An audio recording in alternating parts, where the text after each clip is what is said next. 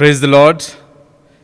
Good evening and warm welcome to you all for this virtual Bible study.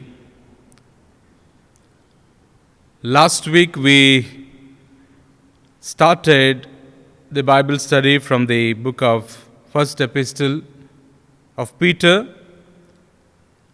pondering on eschatology and ethics. And today we will go further into that one. The people of God in this pandemic or in this season, we are almost in the virtual world. We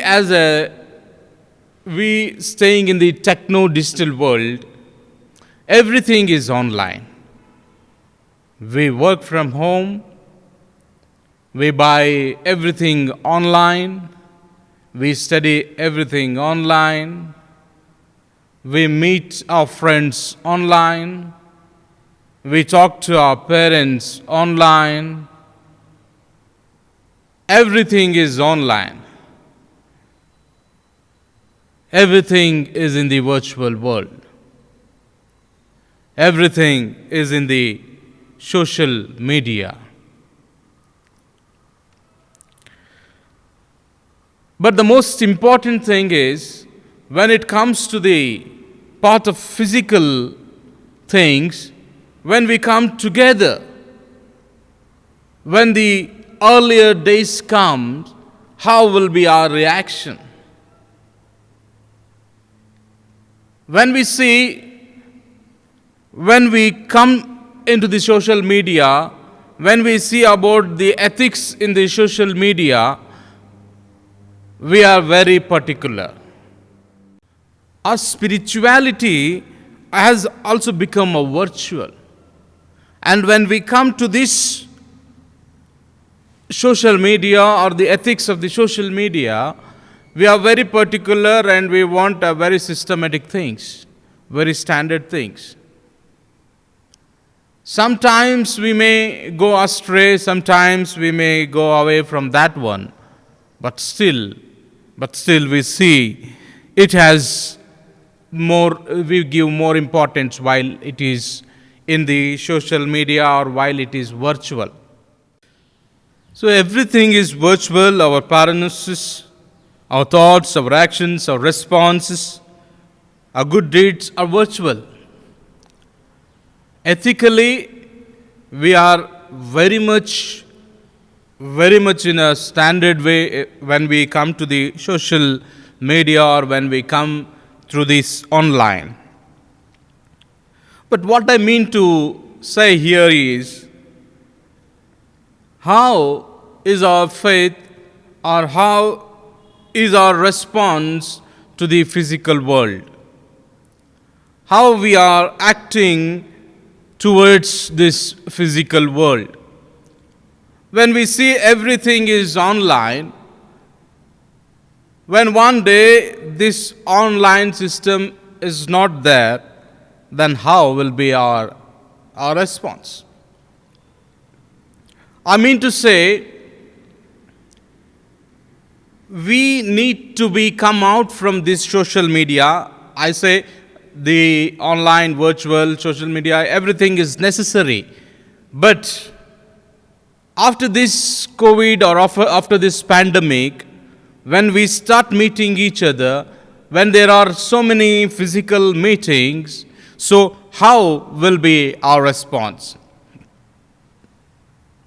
Dear people of God, as we see in Afghanistan, the Taliban attacks, there's so much of cry, so much of pain, so much of distress.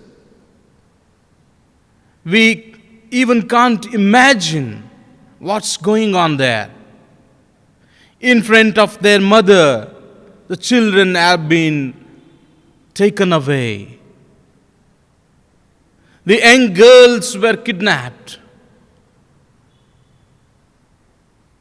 What a distress, what a pain must be for their mother and for their parents.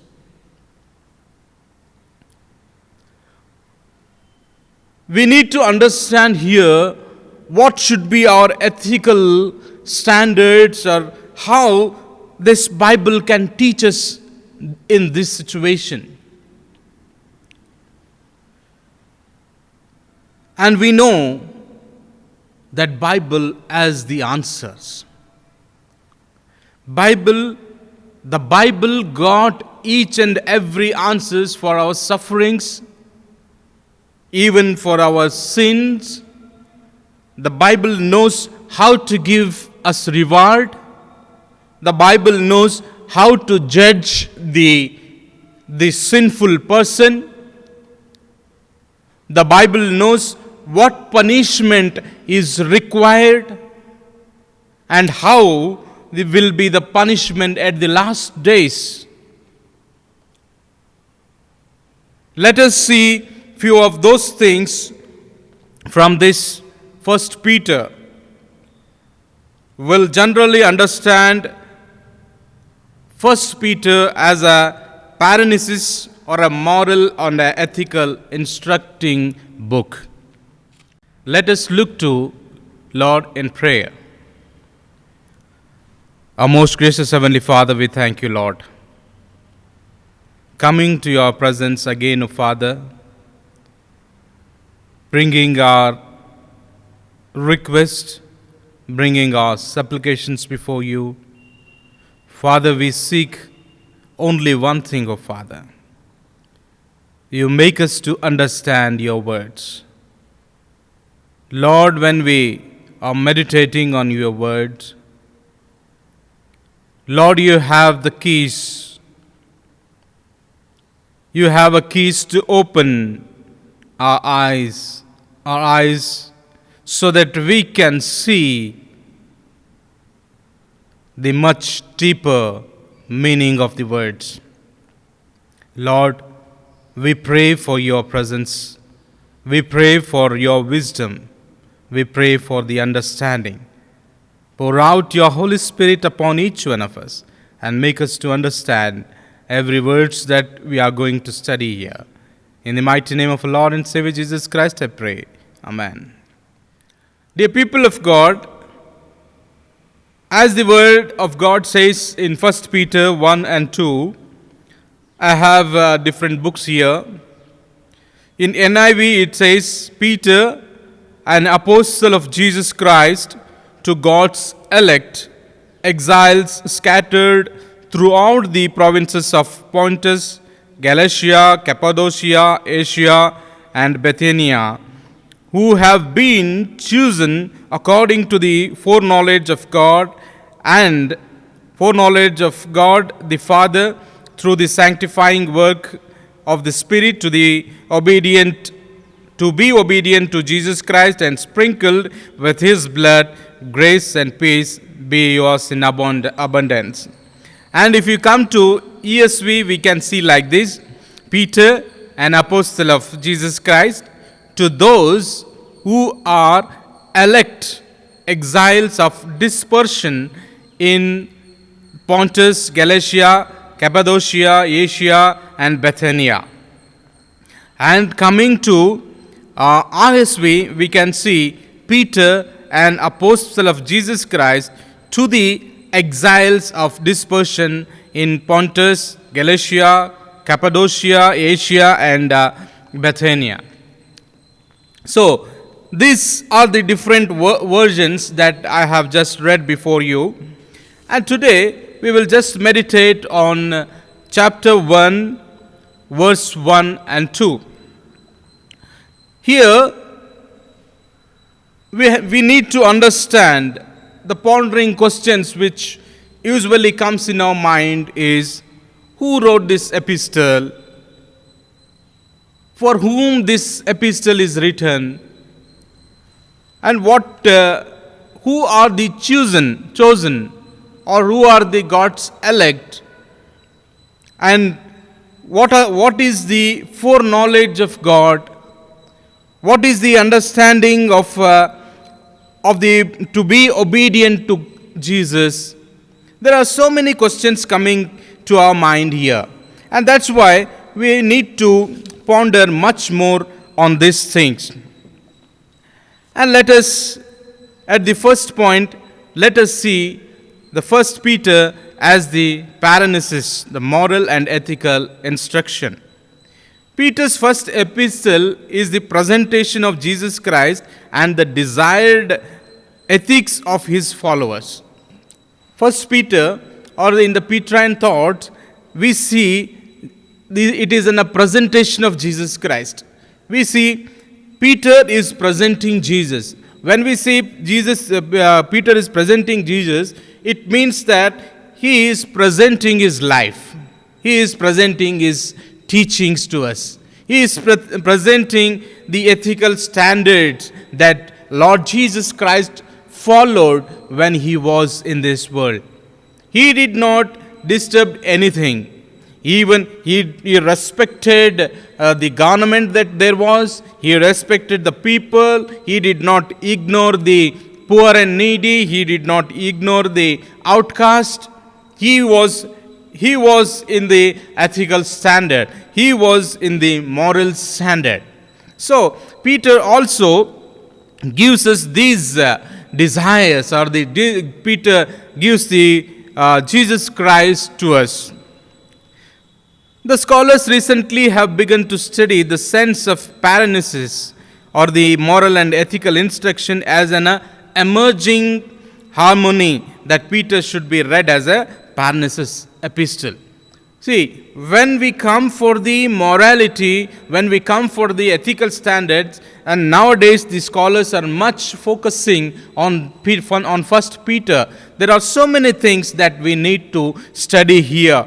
There are so many things that comes out from here. Why? We have a Pauline thoughts, we have a Paul's epistles, and we have a gospel, and we have a Johannine thoughts, and we have other books, and also the Petrine thoughts.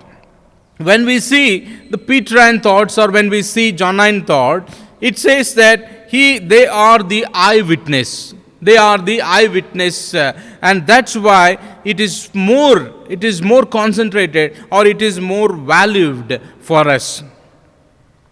And when we come for the when we see these verses 1 and 2, there we see the three things actually. The superscription means identifying the sender, or identifying the author, which is called Peter's, which we see Peter as the apostle of Jesus Christ. Verse 1, A part. And after that we see adscription. Secondly we see the adscription, naming the recipient, or who are the audience to the Peter. And then later on the greetings, the salutation, or we see that grace be upon you, or may the grace and the peace be multiplied to you. Grace and peace be yours in abundance. These are the greetings and the blessings that we see in this first and second verse. And coming to superscription means understanding the author, or understanding the one who is sending this one. Here we see in verse 1a, Peter, an apostle of Jesus Christ. Peter, an apostle of Jesus Christ. When we say Peter, I say none of the Christians can say that I don't know Peter. It is impossible, because everyone, even the non-Christians, also know about Peter. Who is Peter? Peter is the one among the 12, and the first to be the disciple of Lord Jesus Christ. Peter was the brother of Andrew, and they were the fishermen, and their trade is to be fishing, and they were very profound in that one. And we see that they become the fishers of men. Lord Jesus Christ elected them, or appointed them as the disciples of Jesus Christ. Lord Jesus Christ called them to be his disciples. And we also identify here Peter as the fellow elder. In the 12, or in their group, the Peter was the first in the list of 12 and was the first even in the list of 120 people when it was during the Pentecostal time. Peter was seen above all, and Peter was seen as the rock. Initially, during the time of Jesus Christ, when he was walking with Jesus Christ, he denied. When Jesus Christ was being crucifying, he denied Christ. But when Jesus Christ again came back after the resurrection, when he said, or when he proclaimed him, when he confirmed him for 3 times, "Feed my sheep," he said, "Yes, Lord." And as Jesus Christ named him the Cephas, the Peter means the rock, and he became the rock. Many scholars here doubt that because he is from Galilee, he is a Galilean and he speaks the accent of Galilean. And how could he speak such a beautiful writings of Greek? Because when we come to the literary part of this First Peter, the whole book is written in a very standard Greek language. And that's why the many scholars doubt that it must be written by Paul or it must have written by any other Greeks. But as for that is not important to us, because here when we see from the first verse, it says Peter, the apostle of Jesus Christ. And in many of the verses we see that he, as an eyewitness, he is giving his views, or he is writing this letter to each one of us. That is not only just directing only to his people or the some people, but we see it is in a broader way. We see he was martyred. John 21:18-19 says, "Truly, truly, I say to you, when you were young, you used to dress yourself and walk wherever you wanted. But when you are old, you will be stretched out your hands, and others will dress you and carry you where you do not want to go." This he said to show by what kind of death he was to glorify God. And after saying this, he said to him, "Follow me." This Lord Jesus Christ predicted his death. And we all know he was martyred, he was crucified upside down. He suffered at the time, but he never gone back. Peter wrote all these things during the time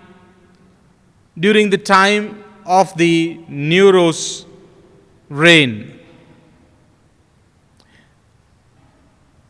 During the time of Nero, we see in the history that the city was totally burned. The city was set on the fire. And because of this Nero's criminal mind, he scapegoated the Christians. He said, because of Christians, the city has been burned. And because of that, the whole Christians, the followers of Jesus Christ, were being persecuted. They have been persecuted at that time. They have been ill-treated at the time. Many were killed. Many were tortured, many were scattered all around. What we see now in Afghanistan, there is a scattering, there is going around. I don't say that is because of Lord Jesus Christ, but the thing, when the evil government come upon, or when the evil come upon the nation, these things will happen. And those things were happening at the time. And people, what kind of respond they gave, we will see in further things. But as for Peter, we see that he did not turn back. He did not give his back, but he stood for Christ. He accepted the death on the cross because he was knowing that even Christ died for the same thing. Because he was the eyewitness, because he saw Christ did not die because he sinned. Christ did not die because he has done any kind of criminal things. Christ died even he was not a criminal. Christ took everyone's sins and because he wanted to save his people. Christ knew no sin, but he became the sinner. He became a sin. He became a sin offering. He became a scapegoat at the time. And the same thing was there for the follower of Christ. And the same thing, Peter wants to tell us the same thing here. It is not just the joy or the abundance or the blessings that we see when we follow Jesus Christ, but when we follow Jesus Christ, there are the sufferings coming back to us.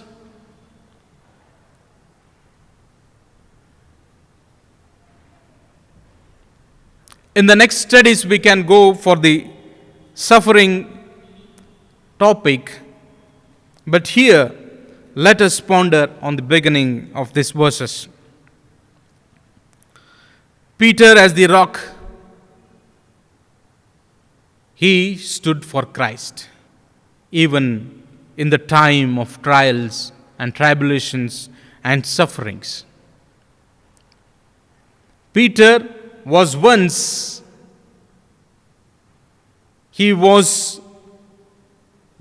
called he gone back. But Peter stood for Christ. Secondly, we see the adscription naming the recipients. In verse 2b, it says, "To God's elect, exiles scattered throughout the provinces." To God's elect, exile, or to those who are elect exiles of dispersion. What does it mean to us today? What is this conveying to us today? The letter's adscription is addressed to the chosen or the elect. It is called elkothoi in Greek, which means typically refers to the nation of Israel as a chosen people. Nation of Israel as a chosen people that we see in Deuteronomy 4:37, 7:6-8, 10:15, 14:2, 1 Chronicles 16:13, Psalms 105:6, Isaiah 65:9, 15 and 22. The chosen are also the resident foreigners, people residing temporarily in the foreign places. They are also the foreigners when we say exile, when we say exile scattered. See, Peter wants us to know that the respondent or the recipient or the audience or the God's elect. If suppose we are reading this book, if suppose we are then we are the readers of this book, then we are the audience of this book. He writes this book to God's elect.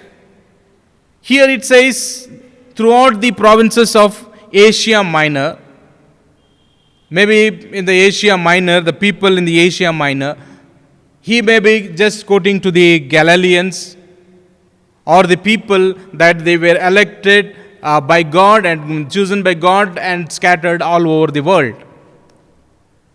But it also refers to us at this present age, because every word is profitable for us. This is inspired by the Holy Spirit, and each word is profitable for each one of us. And that's how we can see the God's elect or the chosen one, maybe Israel, and also the one who believes in Lord Jesus Christ. In Genesis 23:4, we see, I am a sojourner and foreigner among you. Give me property among you for a burying place, that I may bury my dead out of my sight. See, Abraham asking the land as a foreigner, even though he was there, but he says, I am the sojourner. I am not of this world, but give me the land to bury. In New Testament, Abraham and his descendants, the people of God, is seen as a foreigners and exiles on the earth. Let's see in Hebrew 11:13, it says, these all dead in faith, all those dead in faith, not having received the things promised, but having seen them and greeted them from afar, and having acknowledged that they were strangers and exiles on the earth. Hebrew 11, which we see the faith chapter, there we see the many Old Testament personalities, the leaders, starting from Adam, Abraham, and the prophets Isaiah, and even the disciples, how they were dead, how they were being executed. And that's why it gives us account that these all dead in faith. They did not die without faith, they died in faith. Not having received the things promised, but having seen them and greeted them from afar, and having acknowledged that they were strangers and exiles on this earth.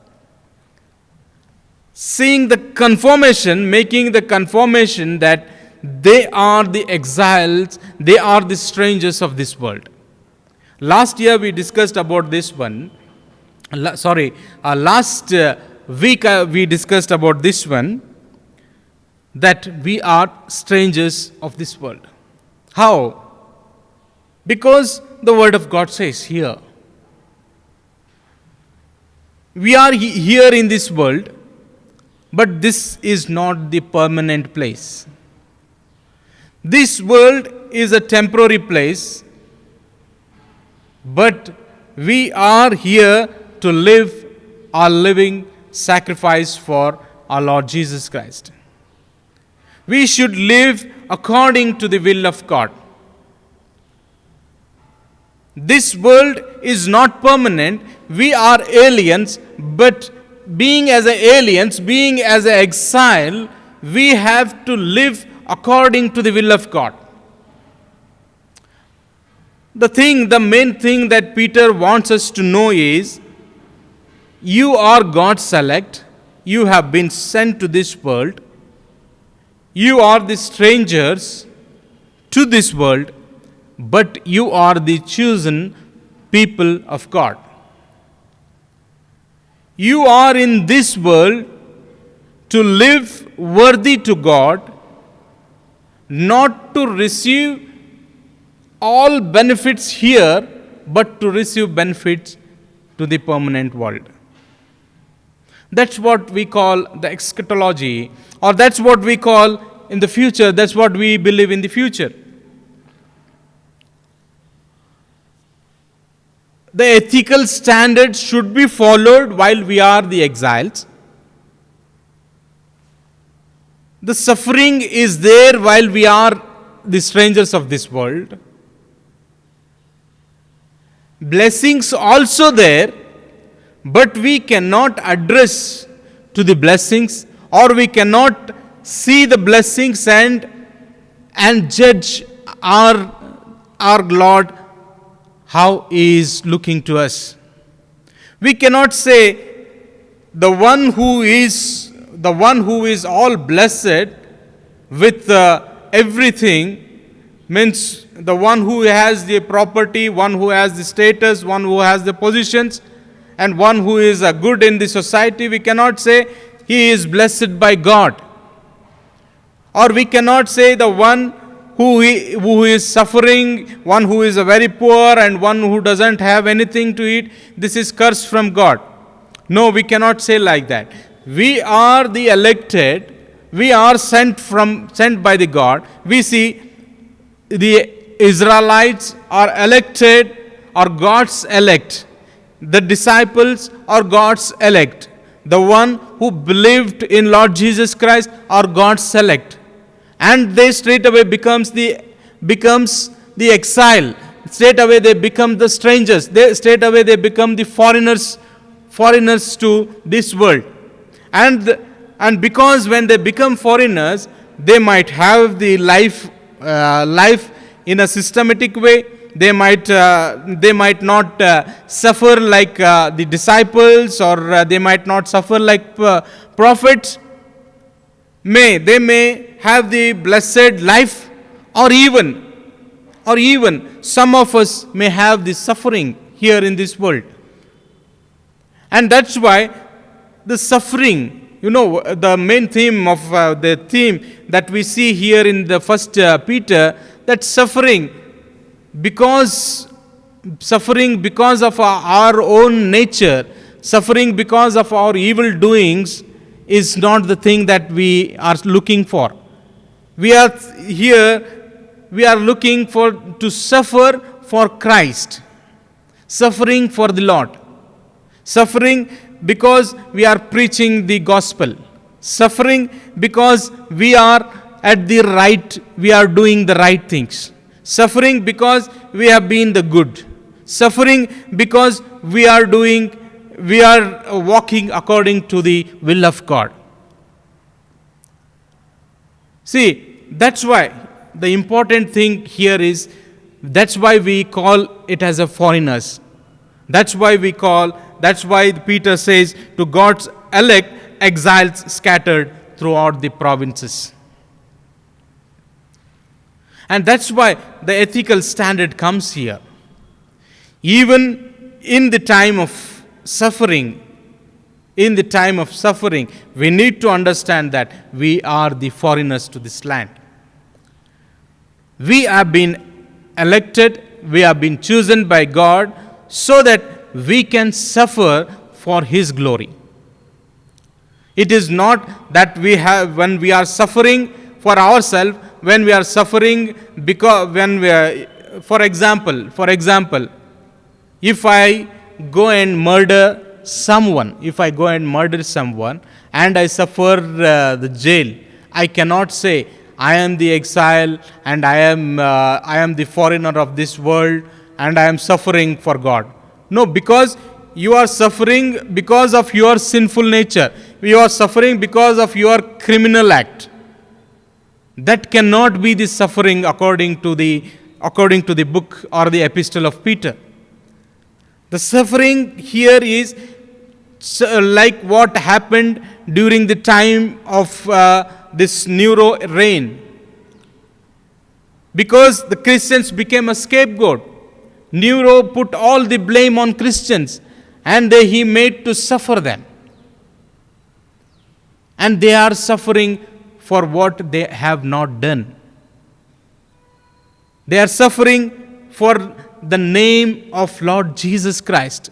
They are suffering for becoming the Christians. And that suffering is valued in the will of God. That suffering is valued in the sight of God. And thirdly, we see Christian ethics in the wave of audience.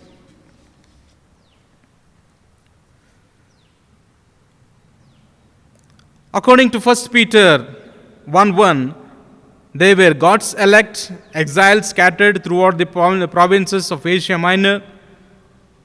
If so, it must have been written during the Neroan persecution.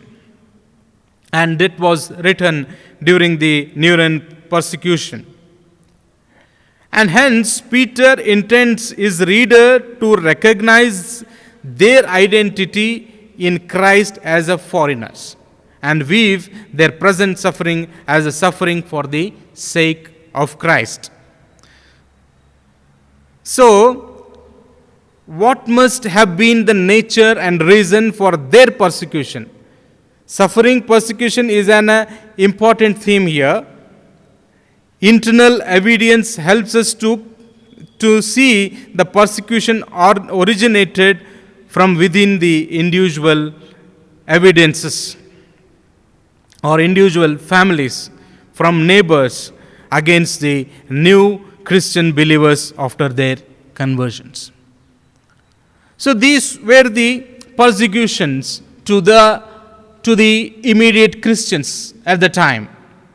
When Peter preached to the 3,000 people baptized.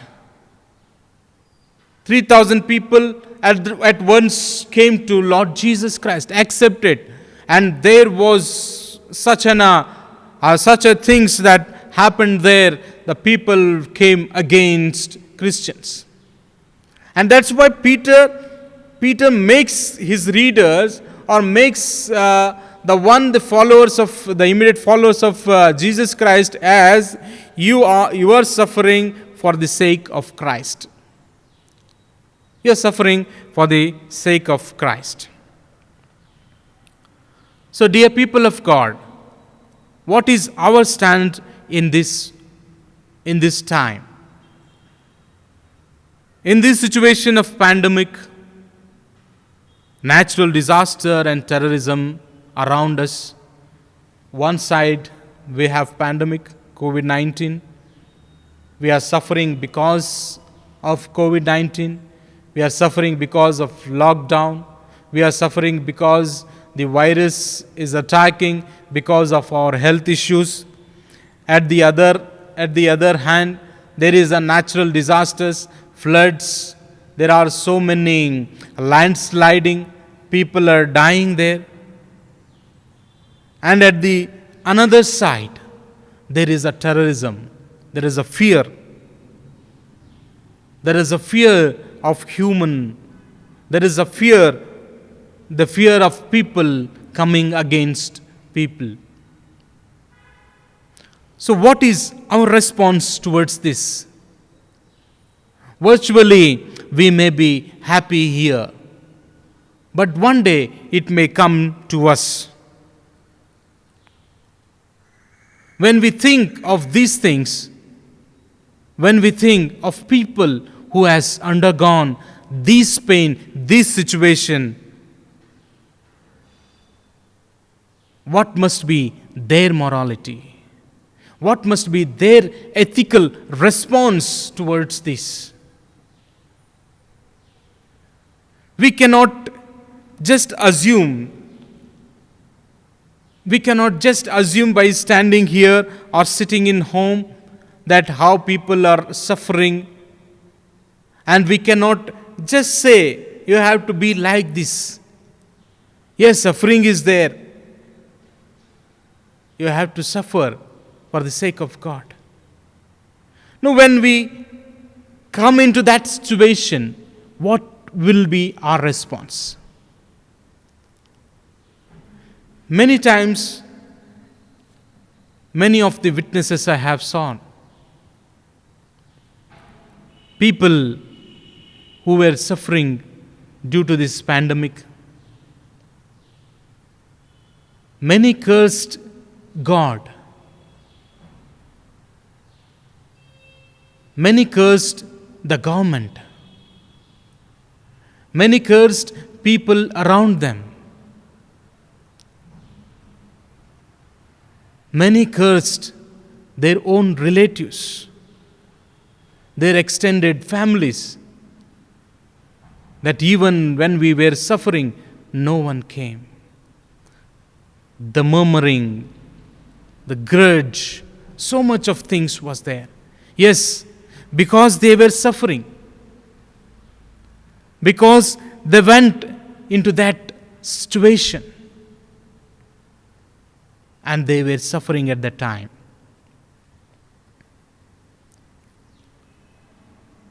What should be our ethical standard even when we suffer?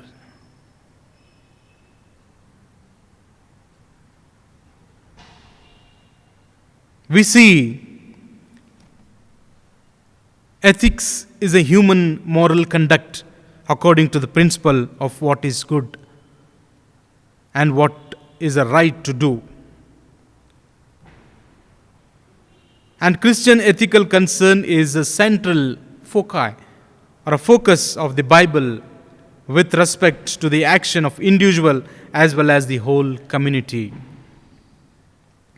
In Old Testament, this ethical standard is seen as the freedom from the government.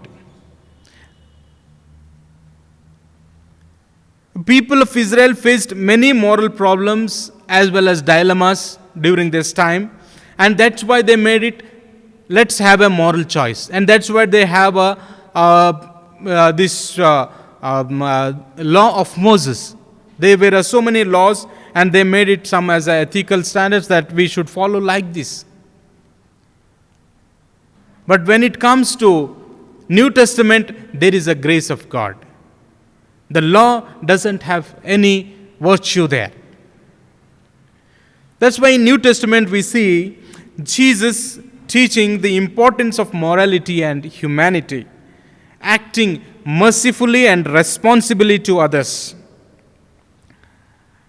Mark 10:24 to 25, it says, the disciples were amazed at his words, but Jesus said again, children, how hard it is to enter the kingdom of God. It is easier for the camel to go through the eye of the needle than someone who is rich to enter the kingdom of God. The text means us to tell us that by becoming rich, by becoming rich or by having all the comfortable things, by having all those worldly things, we may become proud. We may become proud in ourselves. We may forget to become humble. And we may not enter that narrow gate. It would be hard for them to enter. And that's why the word of God says, the poor, blessed are the poor in spirit. That's why it says, the ethical standard says, you will be blessed if you are poor in spirit, if you humble yourself. Even during the time of happiness or even during the time of suffering, the suffering may be any kind, for any situation, for any reason, but if you are humble, if you are poor in your spirit, you will be indeed blessed. Indeed blessed. Matthew 25:40 says, the king will reply, truly I tell you, whatever you did for one of the least of these brothers and sisters of mine, you did for me. by doing the work of God or working for the glory of God, you will follow these standards of God, the ethical standards of God, by doing that one. And the Mark 12:40 says, they devour widows' houses, and for show makes lengthy prayer.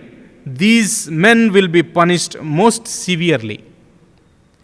And Matthew 5:22 says, but I tell you that anyone who is angry with a brother or a sister will be subject to judgment. Again, anyone who says to a brother or a sister, Raka, is answerable to the court, and anyone who says, you fool, will be in danger of fire of hell. Everything, Lord Jesus Christ teaching. Lord Jesus Christ teaches that even in the time of suffering, even in the time of pain, even in the time of the agony, even in the time of happiness, you will maintain the ethical standards. You will, even if you have enmity, even there is some disunity with your brothers, you cannot blame or you cannot curse them. Even if you experience bad things, a bad response from your brother or from your neighborhood, even at that time you cannot show them the bad things. Because in Matthew 5:43 to 45 we see, you have heard that it was said, love your neighbors and hate your enemies. But I tell you, love your enemies and pray for those who persecute you, that you may be the children of your Father in heaven. What does it say? That I tell you, love your enemies and pray for them. Enemies, what the enemy will do? Enemy will attack us. Satan, the satanic things will attack us. The people who are called the enemies who are against us will attack us. But we cannot curse them. In fact, we need to love them and pray for them. And we need to be obedient to God. This is how our Lord Jesus Christ gives the glimpse of Christian ethics. And there are many such examples which will be dealt to overcome the difficult situation. Even at this present age, the ethical teachings of 1 Peter and in the rest of the Bible will help us to overcome the painful situation. Even if you come to the time of these sufferings, we will see and analyze that this life now we are the foreigners. Actually, we are the exiles. This is what our Lord says. This is not your permanent house. This is the temporary house. The house which is built in the heaven is our permanent house. But because it is not permanent house, because this is for few years, we cannot live as we want. We cannot stay as we want. We should live according to the ethical standards of the Bible. We should follow this. That's why Peter seeks to confirm Christian congregation in a new life. They have embraced Christ by facilitating growth in Christian character. Thus, the first letter of Peter addresses to the persecuted Christians living in different regions and exhort the reader to emulate the suffering Christ in their distress. The first Peter, and when we say God's elect, you and I, even in the time of suffering, we need to think of God's or Lord Jesus Christ's suffering. We need to think the suffering of the disciples. We need to think how the disciples, how the early Christians suffered because of the names of Lord Jesus Christ. And our suffering is nothing in front of them. And we should enjoy. We should be joyful in our suffering. And that's what the 1 Peter 1st and 2nd verse says.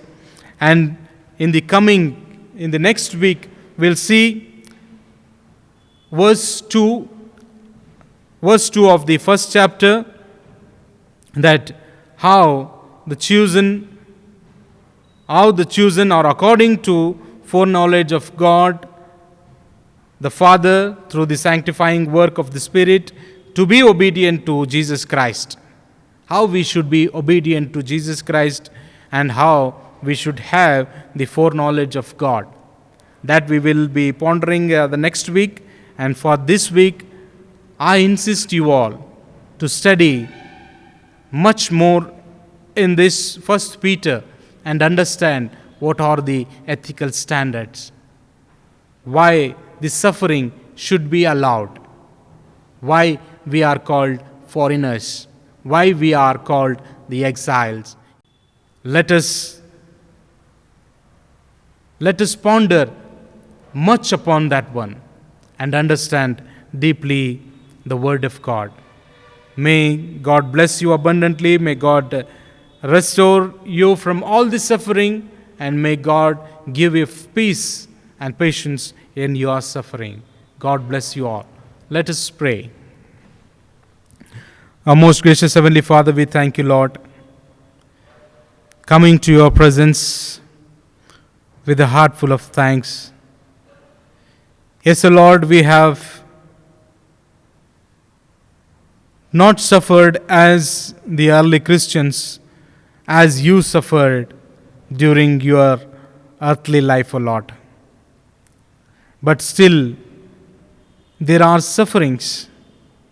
But Lord, you have made us to understand that we are your elect, that we are your chosen people, and suffering is just part of our life. Suffering is the part of Christianity.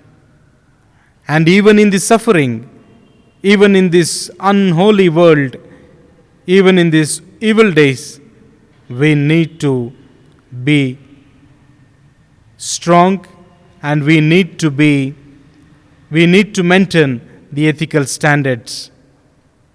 Yes, O Father, help us and bless us to be your sons and your daughters. In the mighty name of our Lord and Savior Jesus Christ, I pray. Amen. Let us now receive the benediction.